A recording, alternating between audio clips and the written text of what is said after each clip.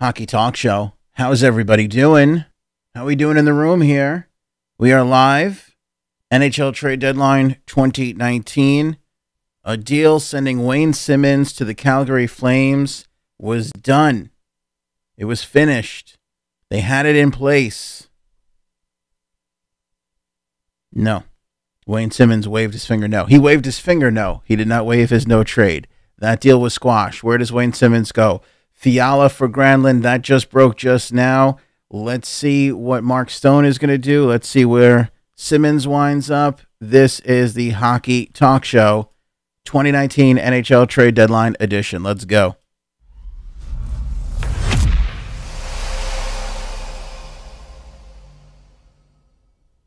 Excited to be here with you guys. Excited to be back talking about the trade deadline. Where do we go? Kevin Hayes moved this morning. First round draft pick coming back for the New York Rangers. It was a hell of a good move. I like the trade a lot, especially from the Rangers standpoint. They pick up a first, which I was surprised. You know, if you would have told me at the beginning of everything that Kevin Hayes would go for a first and Matt Zuccarello wouldn't, then I would be shocked. And I'm shocked. And I'm pretty much shocked. That's pretty much what you're seeing. If you're listening on the podcast, thanks so much. Of course, you probably heard all the news already. If you're live, thanks so much for joining us on YouTube and Facebook. My dog Rocco is in the room. He will definitely bark at some point and some point soon. He is the mascot for today. It's Rocco, the rumor hound. How you doing, buddy? How you doing, bud boy? You want to come say hi to everybody, Rocco? No? All right. We'll join Rocco in a sec.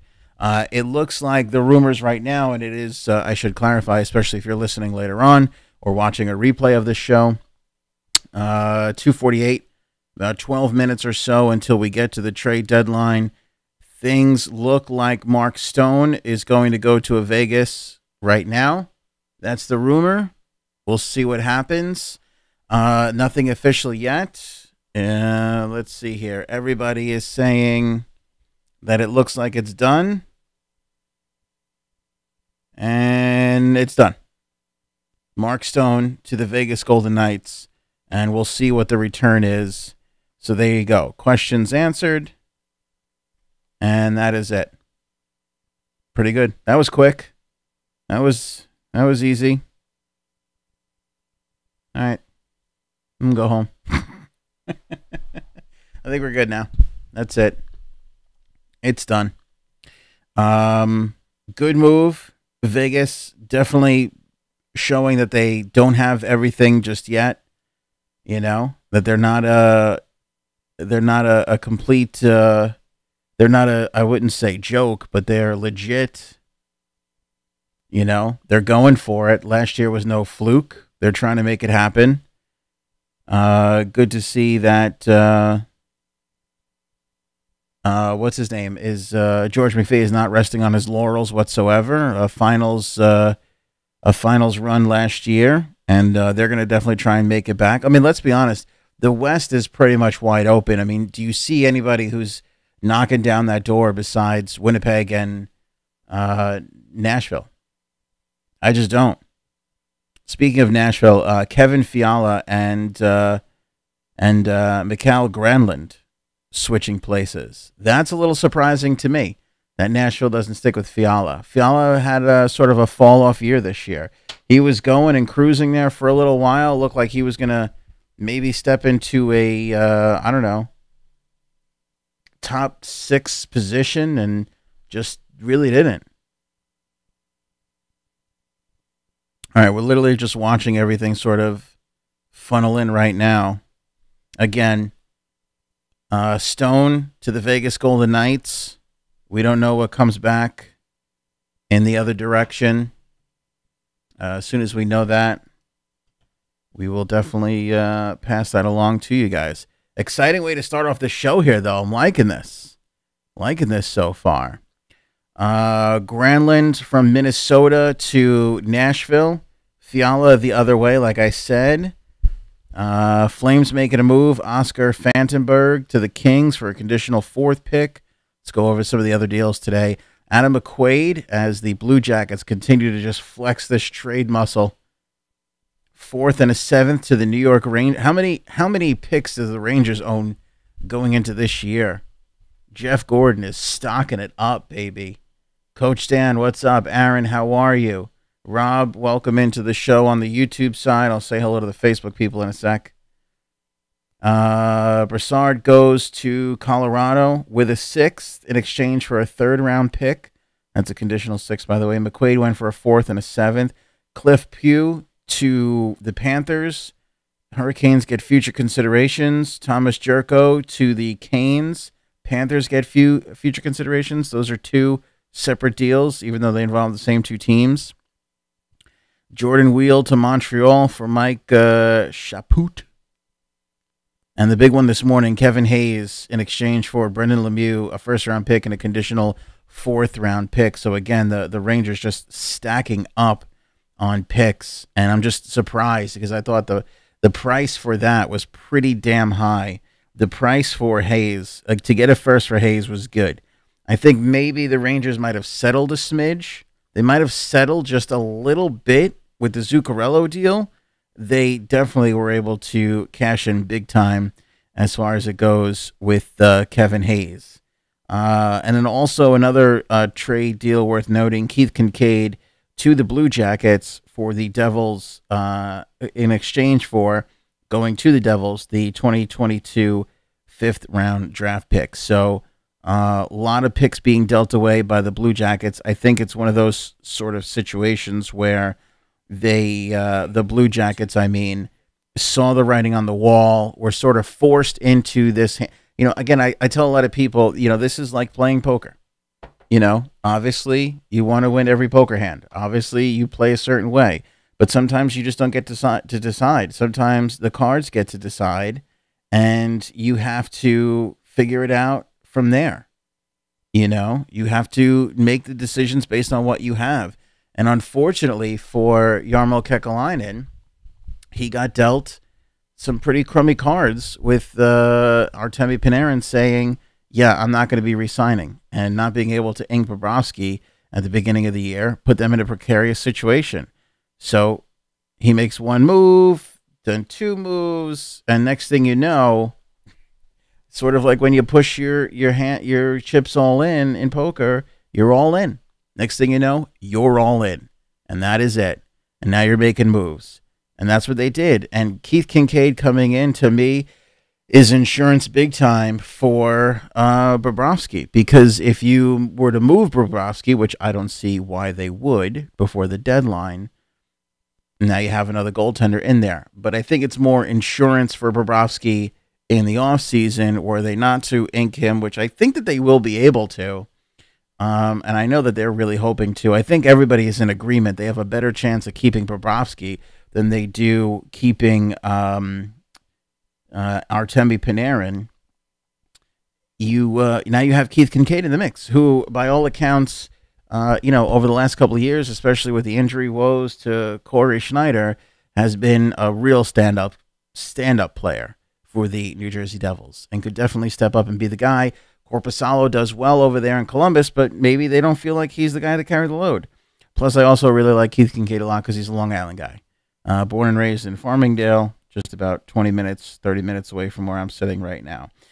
Phil in Facebook, what's up, man? Joe, how's it going? Stan Bowman will sit around with his thumb up his rear end. Hawks need defense and a goalie. Yeah, I don't know, Joe, if this is the year for the Hawks. I mean, they're making a run right now. Obviously, and I say this all the time to the Pittsburgh Penguins fans, when you have the 1-2 punch, Pittsburgh has a 1-2-3-4 punch, but when you have the 1-2 punch of Kane and Taves, I don't really know how much you really need to add. I would have stayed pat if I was Chicago too this year. I hate to break it. I know everybody wants to acquire the best player out there, but it's not a kind of thing that happens. And if I was Chicago, I'm standing pat. I'm not giving up any of my picks, because you got to take a long, hard look at that roster and see who's going to be filling in, your mid-6 roles outside of Taves and Kane. You got to figure out where your defense is going to go and what they're going to look like in the future. You still got a good amount of term and time on Corey Crawford, So I wouldn't be mortgaging anything. I wouldn't have done anything if I was the Chicago Blackhawks. If you make it in, if you continue a good little second half run here, great. If not, you focus on the offseason and next year. Todd, how are you? Michael, it is good to be on the show here. Is Boston still in it for Simmons? I think with 4 minutes left in the trade deadline, everybody is still in it for Simmons. Now that Stone is done, I'm sure the focus and the last minute crazy calls are going to be coming in to Philadelphia, and we'll see what happens here over the next little while. Keep in mind, as we've seen in years past, you just have to have the trade consummated, if you will. It doesn't all have to be done. You just have to have an email into to the central office, to the NHL office, before 3:01. That is it. If you get a deal done, even if you don't have all the fine points done, but if you can just say, hey, so-and-so and I are trading, and the other side confirms, and those emails come in before 3 o'clock, and let's be honest, I mean, I can't prove this, but I think if it comes in at 3:02, nobody's going to say anything. You'll never see it. It's not like not like the NHL has to be transparent on these kinds of things. But if that's the case, then you have a couple more minutes to work out the finer points of the details and then get everything in. So although there's 3 minutes, you still probably got a good 5 minutes to get everything done. And it's not like, what's happening in these moments, and having been with the Islanders during a couple of trade deadlines, you're not getting crazy phone calls from somebody you haven't even spoke to about a deal. What's happening is you're getting phone calls going, okay, I'll make that third a second, and you really wanted so-and-so, and I offered you this prospect. I'll go with so-and-so. Like, those are the phone calls that are coming in these last couple minutes. And if you're the Flyers or you're anybody else that has the asset that wants to be acquired, you're sitting there going, all right, I like this deal. I like that deal. I'd really love to get this. Let's call up these guys and see if, let's go back to the Islanders. Let's go back to Montreal. Let's see if they're willing to up it, whatever the case may be. Unfortunately, because Stone took so long, you might see a scenario where, and it's happened in the past, you got Wayne Simmons sitting in a Flyers uniform for the rest of the season. It's not entirely out of the realm of possibilities here. But an exciting start to the Hockey Talk Show here as we are in our trade deadline show.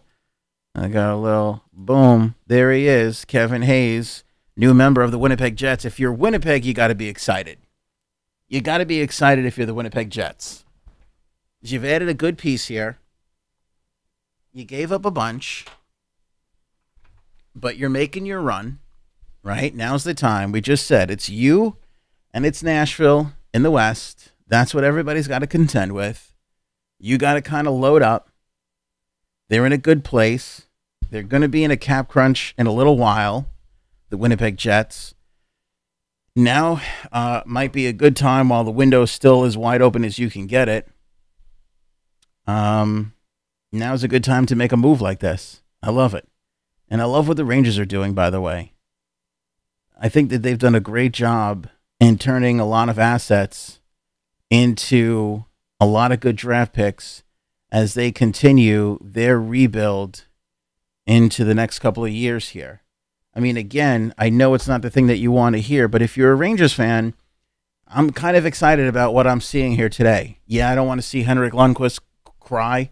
I don't want to make Henrik cry. But I thought that was a lovely, touching moment. I finally got to see it, and I thought it was lovely.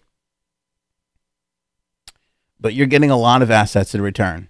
And, the future is looking pretty damn bright if you're the New York Rangers.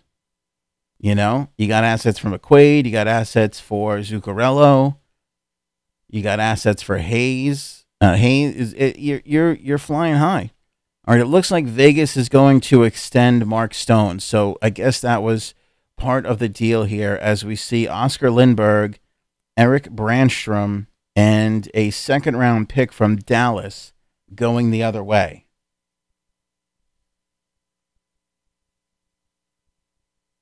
Stone is eligible for an 8-year extension after today's 3 p.m. deadline. Expect a tentative agreement of 8 years with an AAV of $9 million plus for Stone in Vegas. Wow. Big deal for Mark Stone. $9 million? Big deal. Big deal. What's crazy is just 3-4 years ago, Mark Stone's a $6 million player at best. At best. It's crazy how far the league has grown in this short amount of time that Mark Stone is now 25 goals on average, become a $9 million player. We're seeing the trickle-down effect of Connor McDavid, John Tavares. We're starting to see it now. We're starting to see it here. Mark Stone says he has agreed to an extension with Vegas. So that is a done deal. 3 o'clock has come and gone. It's 3:02. Did Simmons move? We'll see. According to Elliot Friedman, Carolina has held on to Ferland, so he's not going anywhere. We know that there was a deal between Philadelphia and Calgary for Wayne Simmons, and Wayne Simmons waved his finger, not his no trade. He refused to go there. If you were an Islander fan hoping that Mark Stone would come to your team or any other fan, $9 million per season. There really isn't many teams outside of the Islanders and the Vegas Golden Knights that could afford a Mark Stone at $9 million. That does take a whole bunch of people off of the list.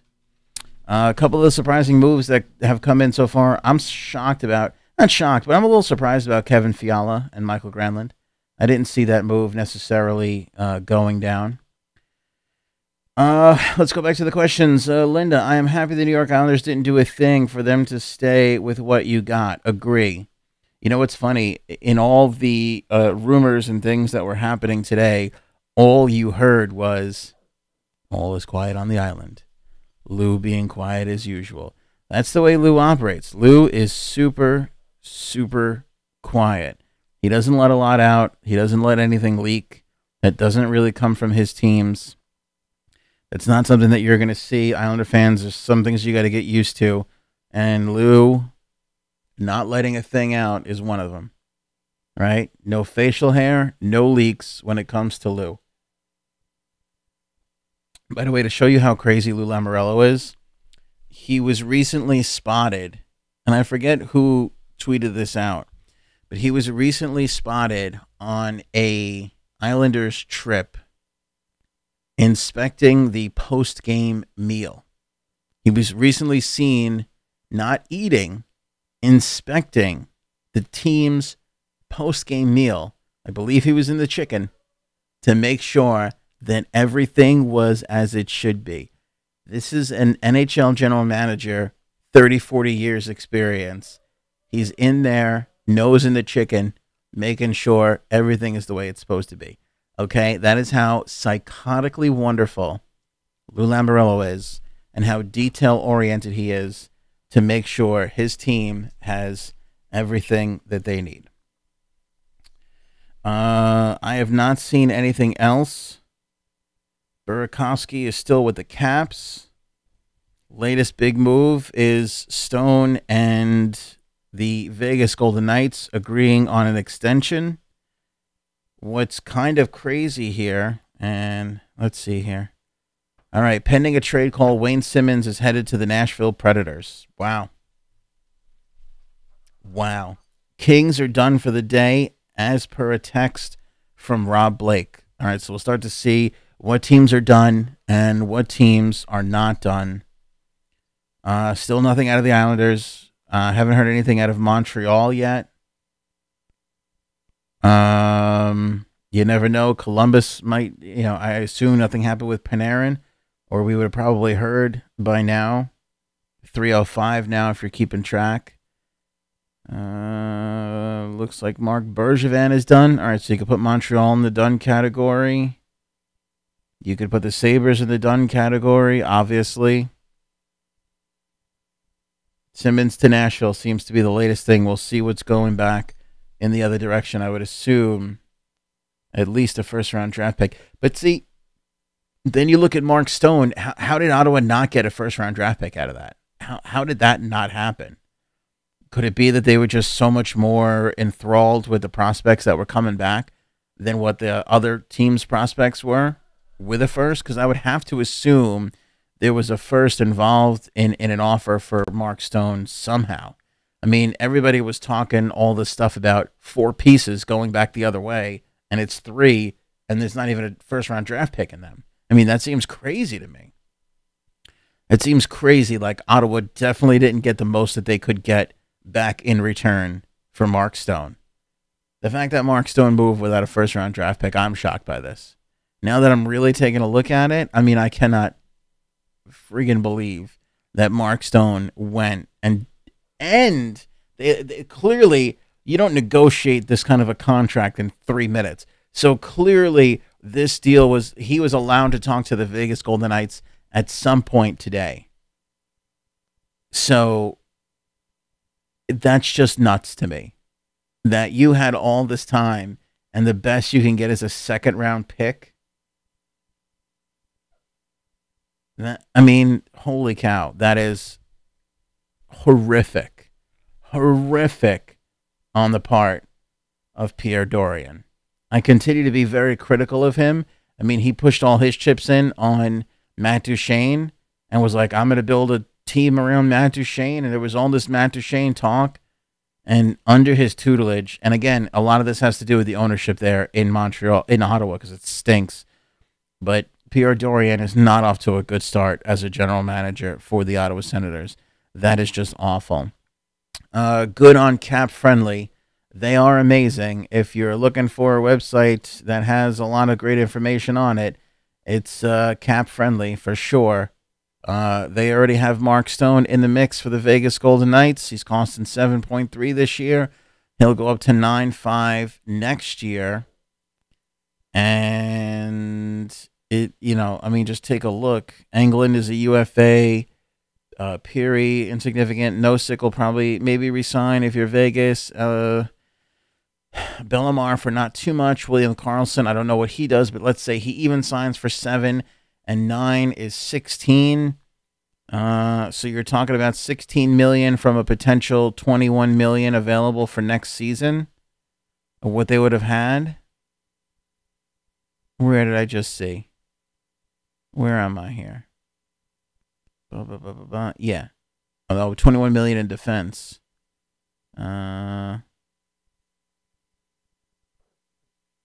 Where are they this year? They have $2 million in cap space, so and that's with Stone in the mix. So you're adding another $2 million to Stone, and you got a bunch of money coming off. What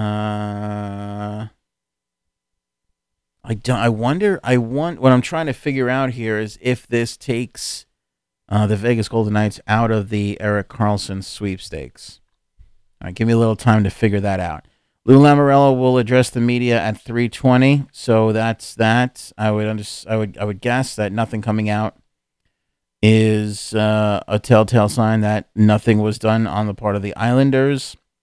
Although I will say, I'm just seeing this, that NHL Central Registry has a lot of trades in the queue. So as has been the case the last couple of years, we'll get a bunch of these announcements all the way probably up until 4 o'clock. So if you're still hoping your team did something, you might still get what you wish for, as the 2 big names dropped just before or just right around 3 o'clock. Mark Stone to the Vegas Golden Knights, Wayne Simmons to the Nashville Predators, and we still don't know what that return is for Wayne Simmons. Again, if Wayne Simmons follows suit with Mark Stone and that's not a number 1 draft pick, I mean, you're talking about teams that were panicking. Essentially what you're talking about in those scenarios are teams that overplayed their hand and then didn't have enough time to recoup and get a decent return. Because that's what it looks like to me happened to Pierre Dorion up in Ottawa. And don't forget, too, trade calls have to happen and everything else. So a trade could have happened as long as that email went in at 3 or around 3. Then the trade call has to happen. Then both players need to be notified. And then the trade can be announced. So that's why these things can take a long time at some points. Let me see here. When you trade someone, are you responsible for the remainder of their contract? No. New team is responsible for the remainder of their contract, unless you decide to hold back some salary, and in which case then you'd be responsible for whatever you decide to hold back on.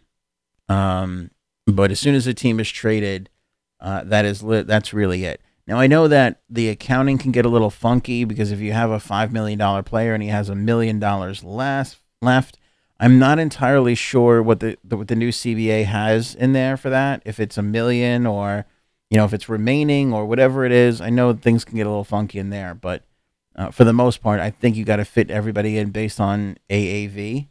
And in that particular case, it's got to work under the cap no matter what. Priscilla, it is awesome to be back. I love being back here and talking hockey with you guys. If I'm not getting to your question right away, I will. I see all the stuff coming in on Facebook as well. Let's see here. I'm glad the Canes didn't make any moves. The Niederreiter deal was all I needed. Niederreiter brings that scoring touch for sure.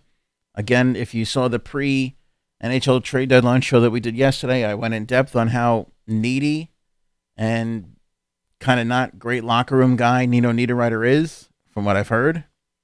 But certainly a good move for those bunch of jerks down there in Carolina. I don't think they're jerks. Let's see here.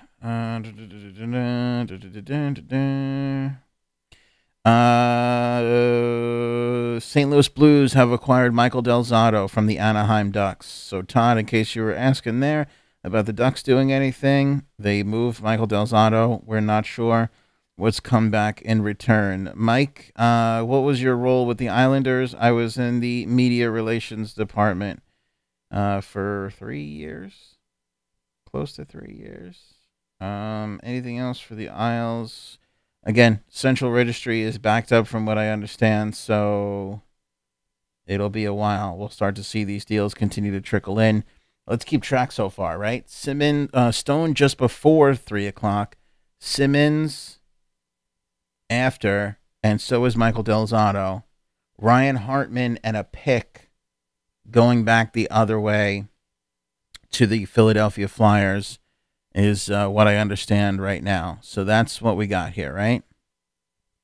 Nashville sends Ryan Hartman and a 2020 fourth-round pick to Philadelphia.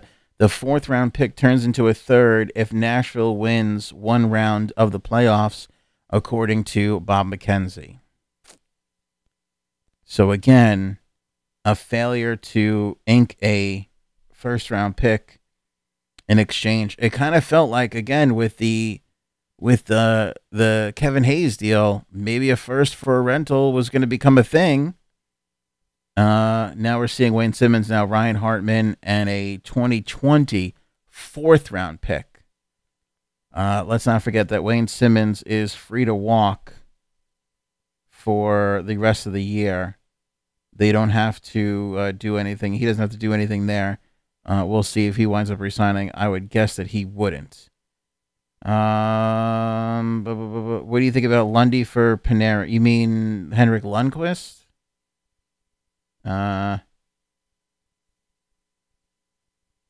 It's an off-season move, either way, because you got to figure out what Bobrovsky does. But Panarin's gone. Unless Panarin is in a trade here, Panarin's walking at the end of the year for nothing. The Columbus Blue Jackets are getting nothing in return for Artemi Panarin. So unless he was just traded, gone. He walks for nothing. And again, we talked about this up at the start of the show. If you're just joining us, whether he liked it or not, the fact that Jarmo Kekalainen, the Columbus Blue Jackets general manager, couldn't ink those two big pieces to a deal July 1 in the last year of their contracts sent the Columbus Blue Jackets into the trajectory that they were down, which was we got to go get Duchesne, we got to go get Dzingel, we got to go get McQuaid. We got to go get all these players now, and they're going to try and make a run for it and try and make their way out of the East, which is absolutely not going to be an easy thing. What sucks about this wholeheartedly is you just threw a lot of draft picks around if you're the Columbus Blue Jackets. You've got all these players now who have no guarantee of coming back to you next year. Panarin can still walk for absolutely nothing, and so can Bobrovsky for that matter. And you could wind up with a first-round exit, no picks, and no players. I mean, you are talking about Jarmo Kekalainen putting it all on the line. If Columbus doesn't get at least to the second round, this was a massive miscalculation in your franchise. Massive. Again, you want to give your team the best chance you possibly can so that they can do well in the playoffs. But,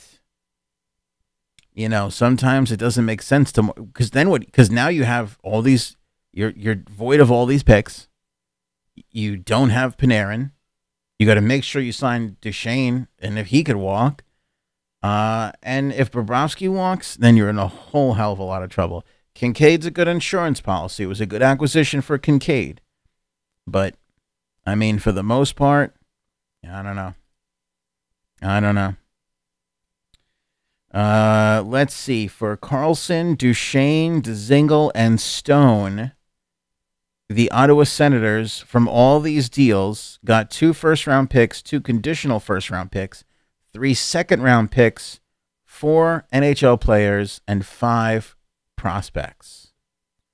Not a bad haul when you look at it. But again, I mean, you literally are talking about one of the name in the trade deadline with a re-sign, and you couldn't get a first for that. That sucks. And that's a missed opportunity. Big time. Big time. Again, when it comes down to it, when the clock's ticking and you got to just get something done, you got to just get it done. But you seriously overplayed your hand if you didn't think that you can get a first-round draft pick for Mark Stone, especially when he re-signed. Marcus Johansson to the Boston Bruins. We'll see what the return is there. Again, we know Del Zotto to the Blues. No word on the return yet. And Marcus Johansson not just coming in. He goes to the Boston Bruins.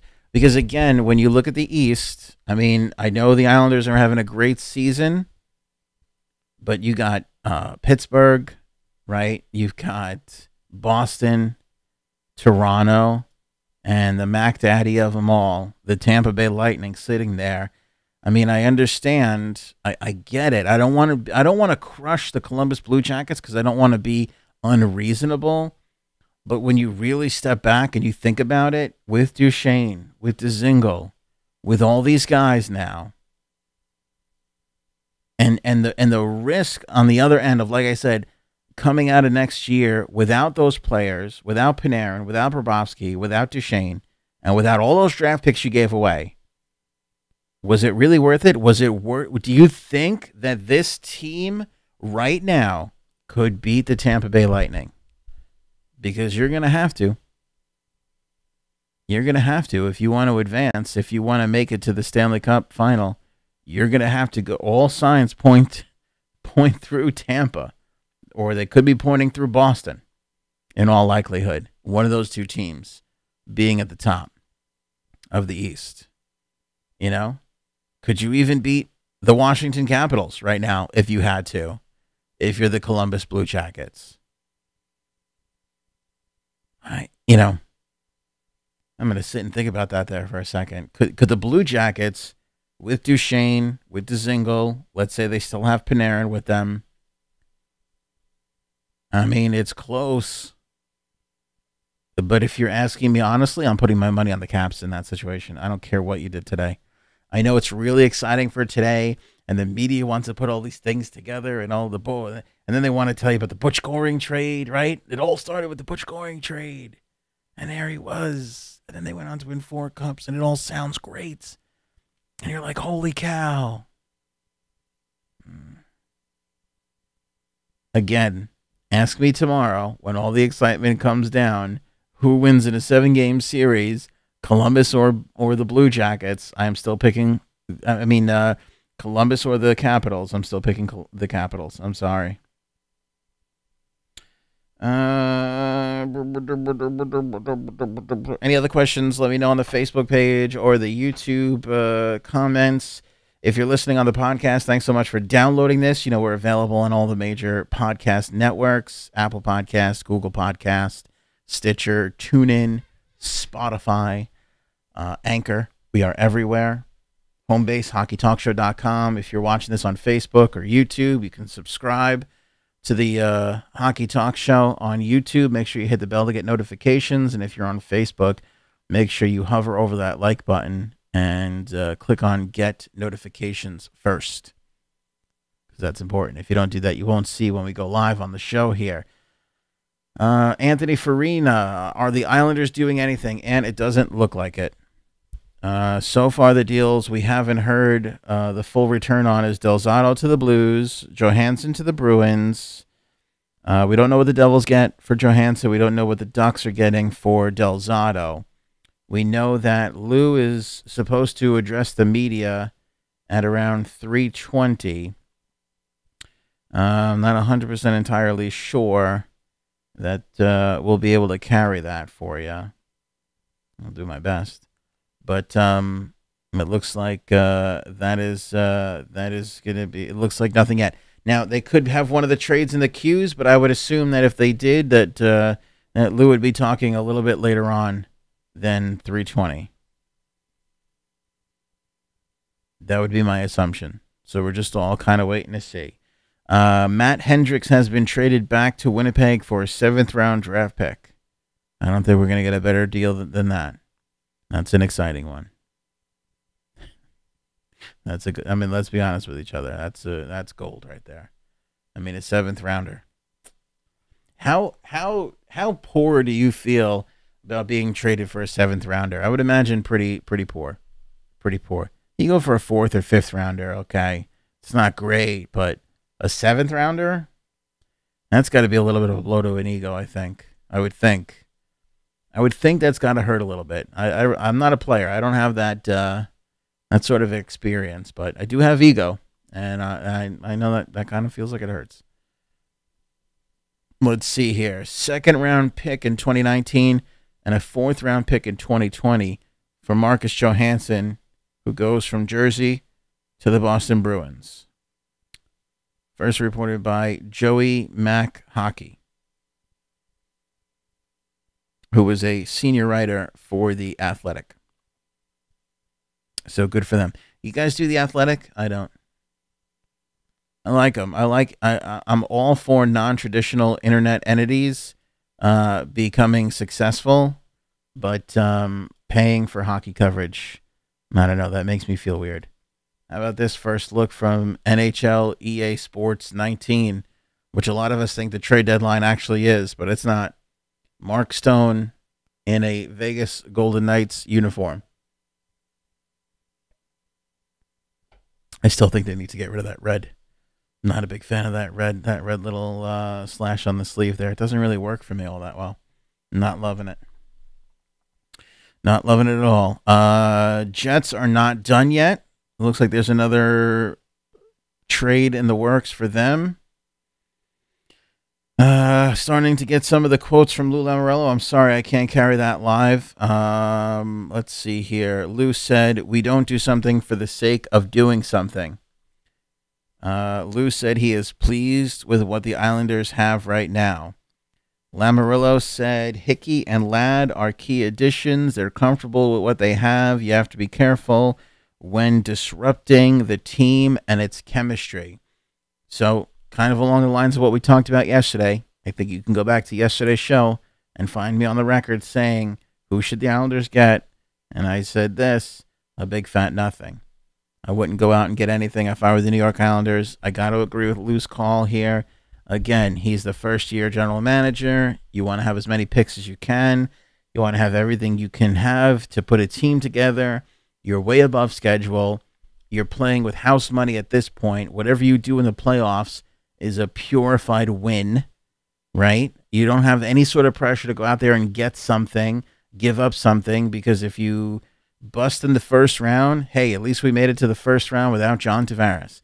If you make it to the second round, it's, hey, we made it to the second round without John Tavares. Like, this is a win for the Islanders no matter what. Holding back and keeping all that beautiful cap space.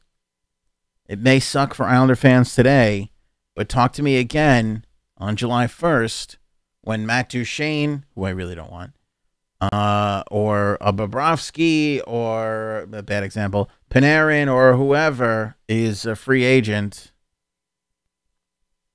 and you got 16, 17, $18 million to play with, you know, then you're going to be excited. Then your day is going to come. Let's see here. Is it me or are they crazy conditional terms this year?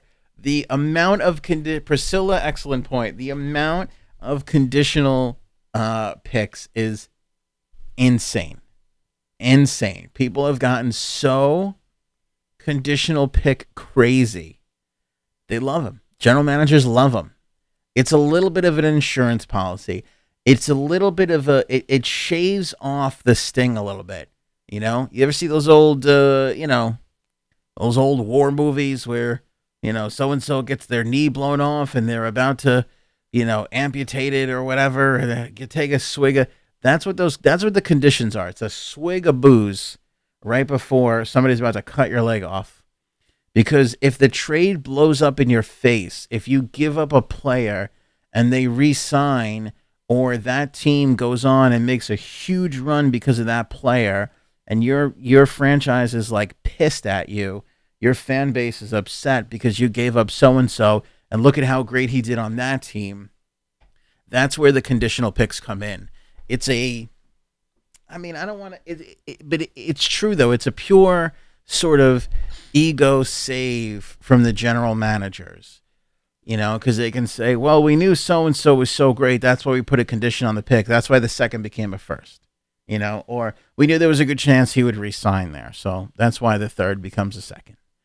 You know, it's that little bit of it takes off the sting off of a bad deal, or even a good deal that your crazy fanatical fans determined to be bad based on how good the player you just traded away did. Let's see here. Surprise Del Zotto and not Fowler. Probably Fowler's too big of an asset to move on a trade deadline thing. You know, it's probably a bit too much. But I like what Lou's doing. You know, I mean, everybody, including me, was a little like, that's a lot of third and fourth liners to sign. But when you look at the base of this team, I mean, you can have a Matthew Barzal roaming around like crazy. You know, you can have a Brock Nelson and an Anders Lee going to do their thing. They don't have to worry about it.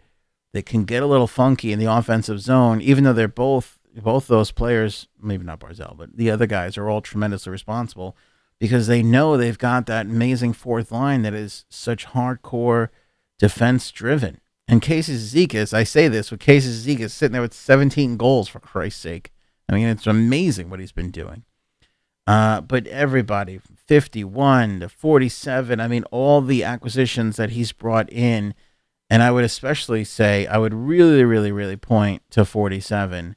Komarov, a lot of people thought he was overpaid, and still might be a little overpaid, but look at what he's doing to the team, you know? And everybody says the same thing about him, too. Great locker room guy.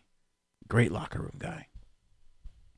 So, you know, you can't be too upset that the Isles stood pat today. I think it's a good move. All right, let's recap some of the moves that went down while we were on the air here. The latest being Matt Hendricks moving back to Winnipeg for a 7th-round pick.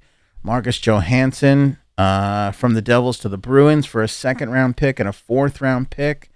Del Zotto to the Blues for a 6th-round pick. Simmons to the Preds for Hartman and a 4th-round pick. By the way, I'd like to see them get a number 1 pick there, but let's not totally dump on Ryan Hartman. Like, there's a good amount of potential surrounding Ryan Hartman. He hasn't really become the player I think a lot of people thought he was going to be. But how old is he? He's still 24. So there's still plenty of time for Hartman to come to fruition. Got a little sandpaper to his game, right? That'll fit in really nice with Broadway, especially as you give up number 17. At least you still get a little bit of sandpaper back in return. And we've seen him at stretches be, a pretty good offensively skilled type of player. Certainly had some offense at times with the Nashville Predators, but never sort of really popped. What do you have, 20 goals one year? In 2016, 2017, he scored 19 goals for the Chicago Blackhawks. And again, I feel like he was a third liner. So 19 on the third line, even if you're bouncing around between third and second line, that's pretty damn good. And never really got there from there. 8 goals the next season got him moved over to Nashville. He had 6 points in 21 games at the end of 17-18 for the Preds, and just 10 and 10 so far this season. 10 goals, 10 assists. You go out there, you get Boyle. Now you got Simmons in the mix. The Preds are looking pretty damn good. Pretty damn good, aren't they? Let's see here. Chris Johnson of Sportsnet reporting that Tanner Pearson is headed back to Vancouver in the Goodbranson deal. So we'll find out what the Goodbranson deal is. What else? I just saw something else go by.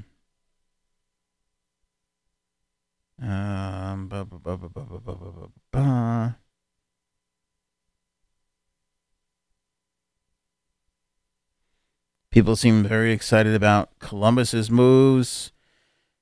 Jamie Hirsch tweeting, quite the deadline for the Blue Jackets. Panarin, Bobrovsky, Duchesne, Dzingel, McQuaid, Kincaid. Load up the cannon. Host Pittsburgh tomorrow night. Maybe you could be running into the Washington Capitals, though. Tanner Pearson for Eric Goodbranson, Pittsburgh, Vancouver. Looks like that's a straight-up deal. David Pagnotta reporting, told the Islanders were very seriously pursuing Stone and wanted an extension in place. Told the AAV was less than the Vegas agreement.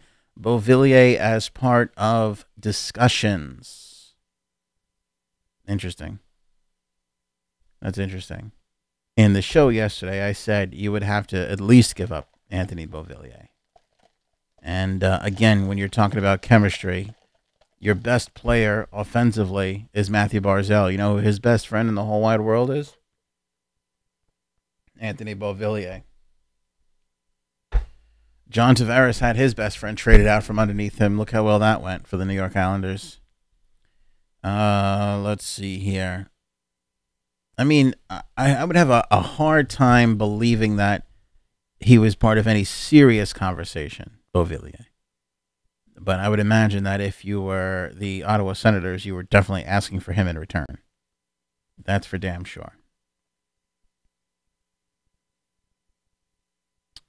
It looks like Pittsburgh picking up.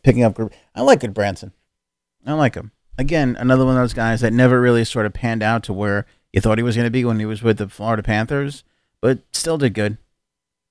Still has an okay career. Tanner Pearson never really did anything for Pittsburgh. You'll solidify that back end a little bit for the Pittsburgh Penguins. I mean, again, if anybody knows about making some good runs into the finals or going deep into the playoffs, you gotta have 8 defensemen. Gotta have them. Gotta be there. Tom Galiti reporting that Kekalainen from the Columbus Blue Jackets general manager said he never got close to trading Panarin. So there you go. I mean, it kind of looked like at a certain point, especially when you give up what you gave up for Duchesne, that you do kind of just go, screw it. Like, you know what I mean? Like sometimes it's like sailing. Sometimes the wind decides where you're going to go. You might want to go east, or you might want to go northeast for a long time. Sometimes you just, like I said, the cards you get dealt determine the type of hand you play. And it looks like it was all decided for Jarmo Kekalainen.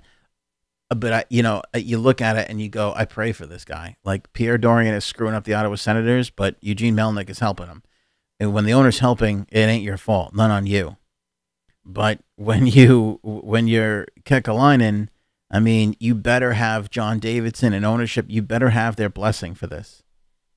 You better have their okay, because if it goes sour and it doesn't work out the way you want it to, guess who's the first on the chopping block? The guy who is going, yeah, no, it's good. It's good. John Davidson's the president of hockey operations or whatever he is, right? He's gonna be the guy that fires you. The guy that goes, yeah, you have no choice. Kekalainen, you got to do it. He's gonna be the guy that knocks on your office door and says, we got to talk. You're fired.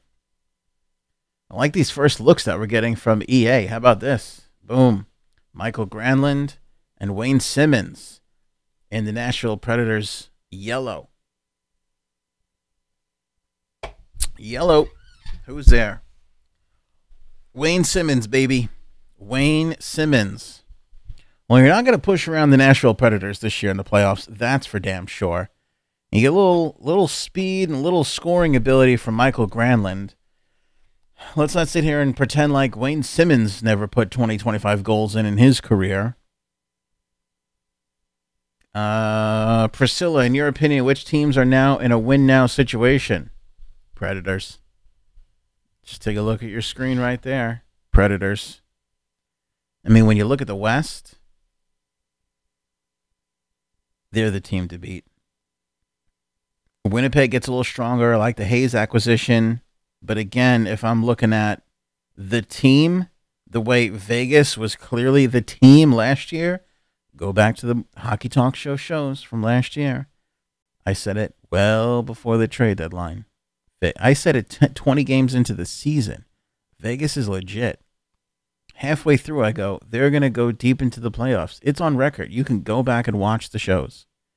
And then towards the playoffs, I said Vegas is going to go into the finals. You watch. I think actually, let me clarify, because that was a big egotistical statement on my part. I think I had them for the Western Conference Finals. I think I may have picked Nashville last year. But I had them going super deep. Way before anybody anywhere in the media outside of Vegas themselves had them going deep into the playoffs.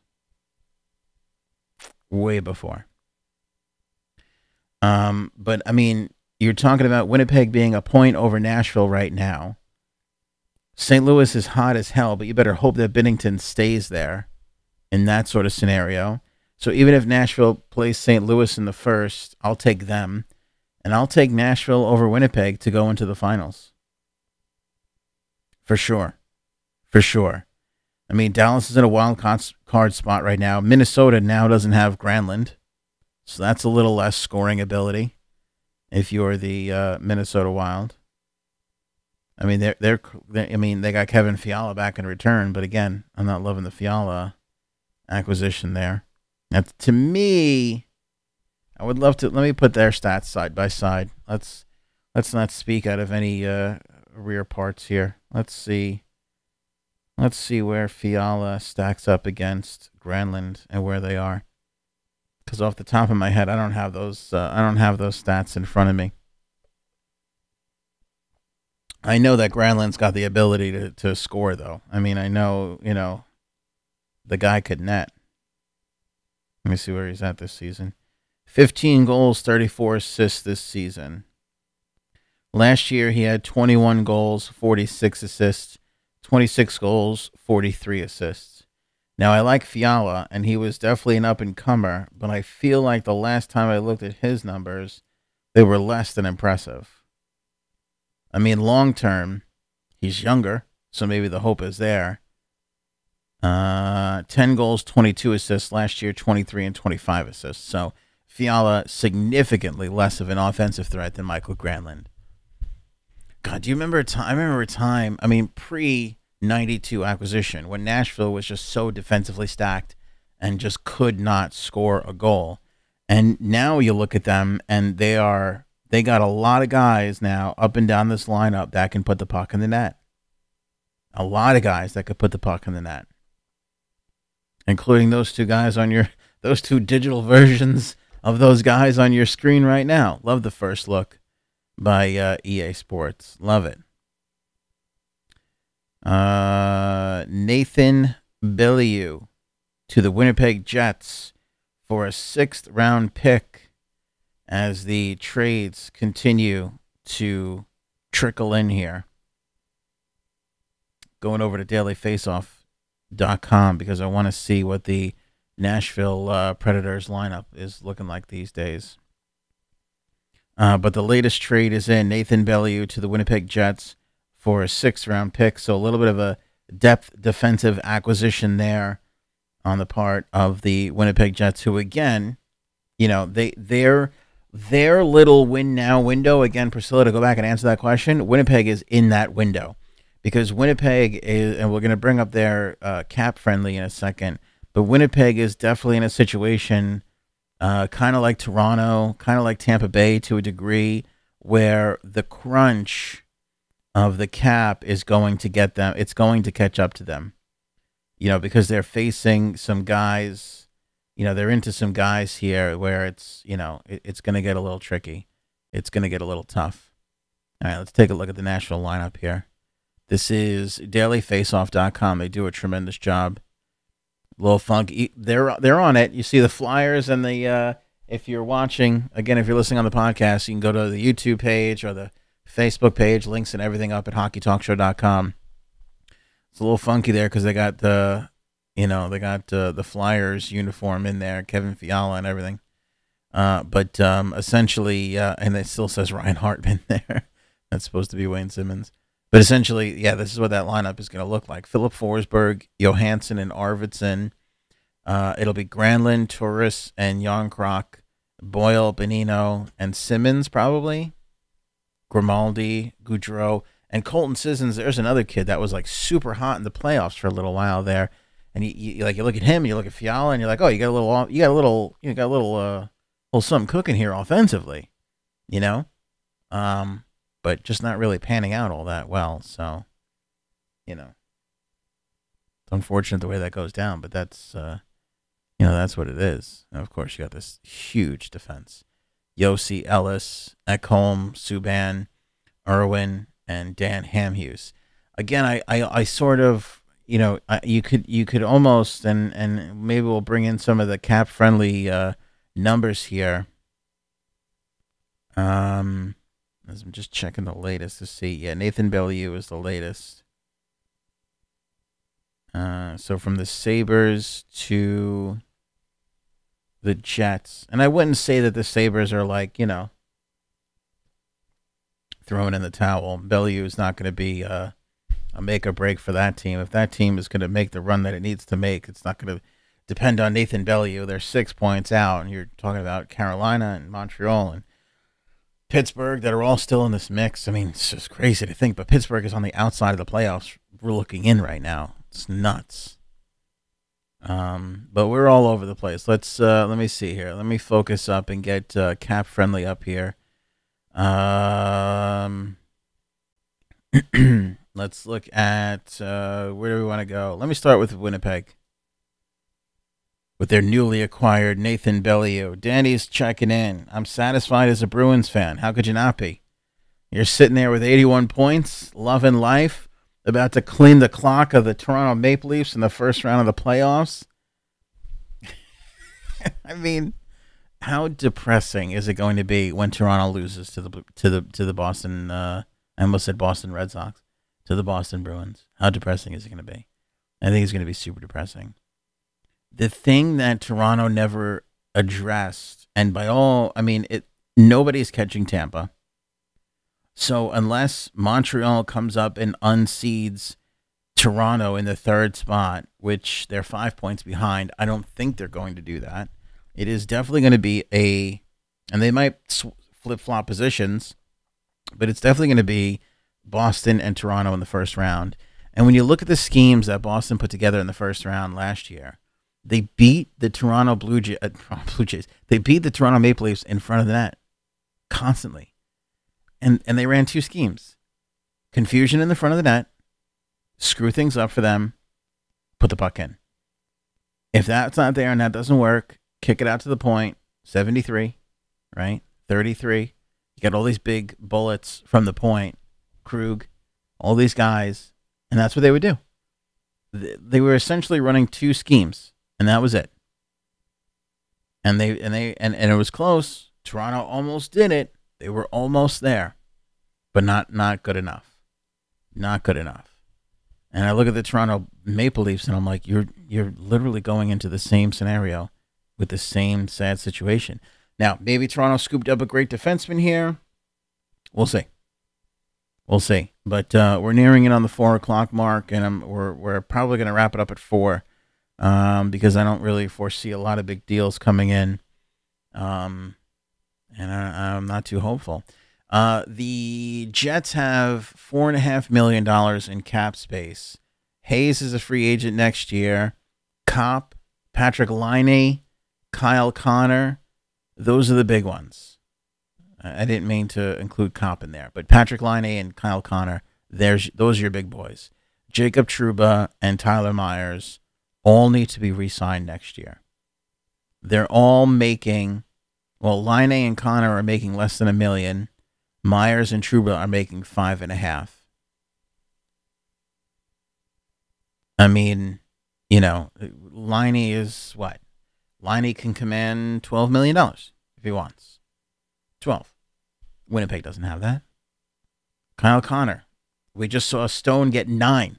Mark Stone got $9 million. I mean, what would you give for Kyle Connor, for the love of Kyle Connor? Let me bring up his stats so I'm not talking out of school here. 31 goals last year, 26 assists, 24 goals this year, 24 assists. I mean, I know it's crazy to give, what is he, 14 years old? How old is he? 16 years old? He's 22. I know it's crazy to give these guys big money, but he's a $9 million player. If Mark Stone's a $9 million player, Kyle Connor's at least a $9 to $10 million player. So in the win now category, you can slap the Winnipeg Jets in there, number 1. King of the hill, top of the heap, as my old friend Frank Sinatra used to say. They are number 1 up there in that spot, and nobody higher. I mean, everybody talks about Toronto and the crunch and getting all their guys, you know, in line and everything. And Marner's still not there, but he probably will be. Winnipeg, and nobody's really talking about it, but when you look at it, Winnipeg has got a huge cap issue. Huge.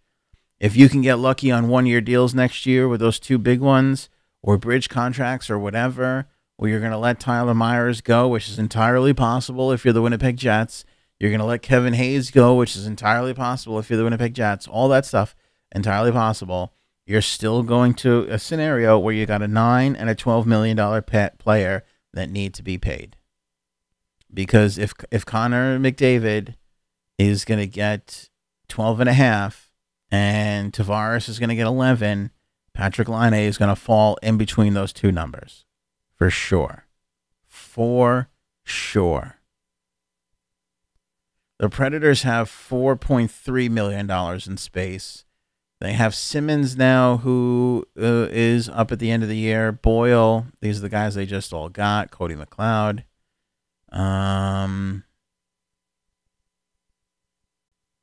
Let's see. And that's really it. You know what? They're in good shape. So the they're in good shape. The Predators are okay. They can survive. And they could probably ink Wayne Simmons. Although if I'm Wayne Simmons, I want at least $6 million for whoever I sign with next year. My intangibles, my goal scoring ability. I'm 30 years old. I'll take $6 million over the next 3-4 years. I'm sure Wayne Simmons can get that. And that's the other crazy thing, too. When you look at Wayne Simmons, Matt Duchene, you look at all these guys that are going to be free agents next year, it's not even worth it. A bunch of these guys are going to be available. You know, a bunch of these guys are for sure going to be available come July 1st. You know? Thoughts on the Oilers being quiet? Well, the Oilers haven't gotten much right this year. And the trade deadline is yet another thing that they failed to do well. They are, let's see here, 8 points out of a playoff spot. I mean, the problem with the Edmonton Oilers is, well, I mean, you got Gretzky in there, who's Keith Gretzky, who's the interim general manager, I guess. Even though I don't even think he's been given that tag technically. I think he's director of player development or something, head scout. I don't even know what the hell he is. So you don't even have a general manager in place. Where are the Edmonton Oilers? Let's bring up this cap. Let me give you guys the cap friendly. You don't have to stare at my face the whole show. That's not fair to you or anybody else. Let's see here. $434,000 in cap space. Outside of Draisaitl and Connor McDavid, I mean, not really much to write home about. Nugent Hopkins, of course. Gagne they got for another year at 3.1. That seems crazy. Milan Lucic, and that's $6 million. I mean, if you talk about the worst thing Peter Chiarelli did, was given that big oaf, $6 million for, I don't know what the contract term was at the time. It feels like it was 47 years. I think he got $6 million a year for 47 years. And it just seems like that deal is going to go on forever. I mean, you have got to buy that player out. You have got to get Milan Lucic off of your roster. And I cannot... Do they have a buyout right now? Who do they have? Benoit Pouliot and Eric Greiba. So they might be a ways away from even being able... I think you can max buy out 2 players at a time.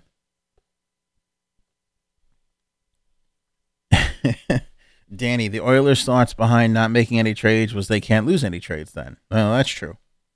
That's definitely true.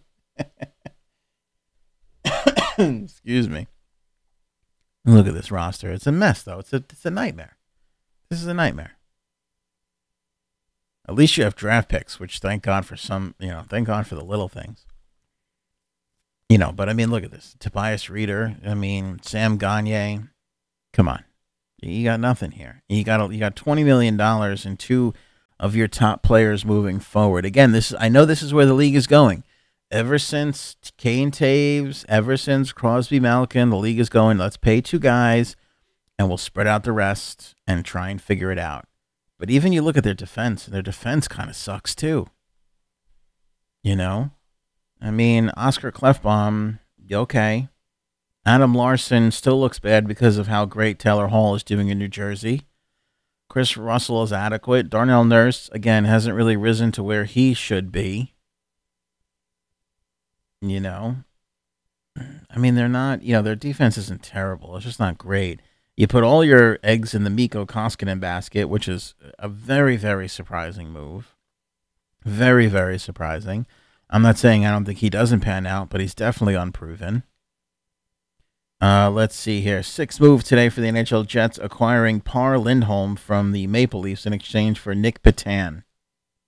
So Nick Petan for Par Lindholm is the latest reported trade here on NHL Trade Deadline 2019.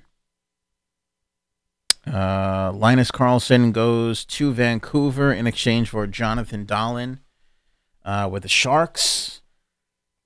Let's see. Bogdan Kesselvik goes from the Panthers to the Jets in exchange for a 7th-round pick.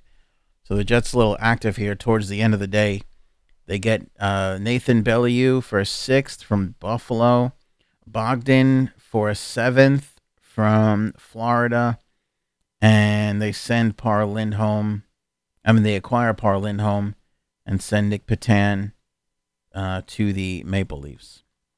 So a little bit of activity there, and they reacquired Matt Hendricks. So those are a couple of other things that the Winnipeg Jets have done sort of after that official 3 o'clock deadline, meaning that their trade email went in beforehand, and they were just waiting for NHL Central to give everything the okay. Let's see here. I'd like to thank the entire Western Conference. I'd like to thank the entire Western Conference for participating in the regular season and the first 12 3 rounds of the playoffs of the regular season and the first 1, 2, 3 rounds of the playoffs. Let's just give the championship to Smashville. I'll tell you what, would any of us really be upset over Predators Tampa Bay Lightning Stanley Cup final? I mean, outside of the NHL, because they take a bath in the ratings. But outside of that, outside of the NHL just being pissed that they're not making a lot of money, would anybody hate that? I mean, I think that would be as thrilling. You talk about high-powered offense against that defense. Kucherov and Stamkos taking on Simmons and Granlund, the 2 new acquisitions. No, but Arvidsson and obviously all those guys down there. I mean, that'd be exciting as all hell. That would be really, really exciting as all hell. The thing is and I hate to say it, but the Islanders, the Canadians, some of the teams that kind of stood pat might have been the smartest teams this year, you know? Specifically and especially those 2 teams, because they didn't go and mortgage the St. Louis stood pat, you know? There's a lot of these teams that are in playoff spots right now that are maybe ahead of their rebuilds or had really bad seasons but have come on really hot as of late and have able to put themselves into a playoff position, and you're not just so sure about them. And, you know, those teams standing pat, I think, are really, really smart moves because, you know, again, you haven't really sacrificed any of your future. You're in the complete opposite camp of where, you know, Jarmo Kekalainen is in, you know, mortgaging everything, putting it all in, you know.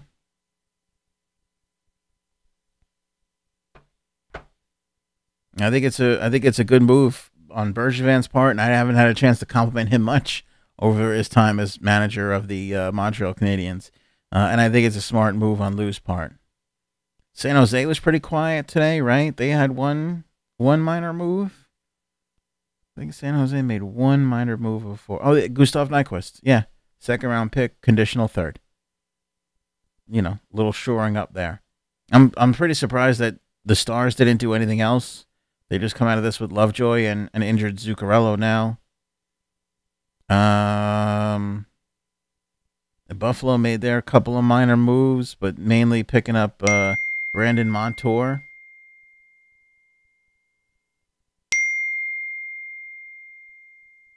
Yeah, I mean, Calgary picking up Oscar Fantenberg and having a chance. That to me was the big like, whew, you got to be kidding me. Story of the day was Wayne Simmons in a deal, a done deal from what I understand, to the Calgary Flames, and he turned it down. Said no, would not waive his no trade to go there. Kind of worked out for him, right? Because although I think Calgary is insanely talented, I'd rather be in Nashville. I would much rather be in Nashville. In fact, I'd rather be in Nashville right now than on Long Island, to be perfectly honest with you. I think we'll leave it there. 4 o'clock on the button. NHL trade deadline 2019 in the books. Not too bad. How'd your team do? You excited? You excited about Simmons? If you're the Preds, you got to be excited. If you're Columbus, you're going all in. You're pushing all in. Let's see how the rest of the flop and the turn go for you, to use some bad hockey, poker terms. We'll see where you're at. HockeyTalkShow.com for all the info on the program. Of course, if you're on Facebook or YouTube, make sure you guys like and get the notifications first when you go to the Hockey Talk Show Facebook page. If you're on YouTube, don't just subscribe, hit the bell so you get notifications so that when we go live, you'll know and you can take part in the show. I'm not sure we'll do a show tomorrow. We may let this all cool down, but we will definitely be back again and talking more hockey at some point in the near future. That is absolutely certain. Thanks, everybody, for the chat. Appreciate the time. Remember to tell your friends on social media. Post this on your Twitter. Post this on your Facebook. The more likes and subscribers we get, the more the Hockey Talk Show can thrive and move forward. I will see you guys tomorrow. I hope you enjoyed our little Christmas here in the hockey community, the NHL 2019 trade.